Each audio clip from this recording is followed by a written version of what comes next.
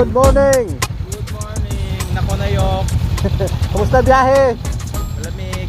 Good morning guys, dito tayo first stop and we are here sa Nakonayok and thank you very much sa sponsor natin today. Hello Mr. Heng, yan o Mr. Heng ng Malakas, Boss James, shout out. Ganda ng hairstyle mo ngayon boss ah.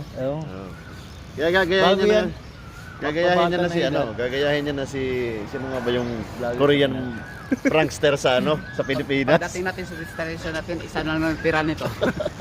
Kasama natin today isang CB500M, CBR 650R, dalawa. Ito yung sa atin.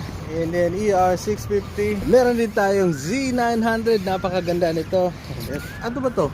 Boss, anong motor ito? Monster Ducati Monster 1,100. 1100 Ducati Monster. Baka makalimutan mo.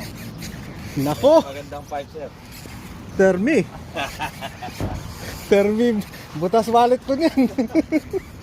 Ito yung pinaka solid oh. Tingnan niyo naman itong ride ni Boss Jerry ngayon. Napakaganda. BMW GS R1200. At meron din tayong kasama isang Honda Forza. Sa ride po nito, kahit scooter po ay pwedeng sumabay as long as sunod ka lang sa lead. Walang problema. Napaka-safe. At meron din tayong Thai friend. Heng, sawadee kap. Cap. Madalas po natin puntahan ang dam na ito dito sa Nakonayok. At last time nga, si Red Sweet Potato ay dinala natin dito kasama ang FRT. Kasi nga, napakaganda kumuha ng group photo dito sa baba. Yan o, kitang-kita nyo naman. Handang-handa na sila. Alright, let's get ready for picture taking. Napaka-importante po na kapag may group ride ay meron din tayong dalang tripod. Yes, shout out to Boss Jerry. Thank you very much sa pagdala ng tripod natin. Nahirapan tayo kasi wala tayong back sa likod ng motor eh. Itong simpleng tripod lang po na to at ang cellphone natin na Samsung S10 na lumang-luma ang ginagamit natin sa pagbablog.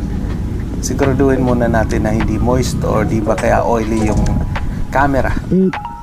Wala din tayong remote control kasi hindi ko na mahanap kung saan nalagay yun. Oh, naging mini bike yung motor ko oh. Tinabil ko sa GS. Nagmukhang maliit no? At ngayon po ay bakit na tayo doon sa taas ng dam at para makapagkape at makita natin yung magandang tanawin. Kita-kita nyo naman dito ngayon ang ganda-ganda ng kalsada.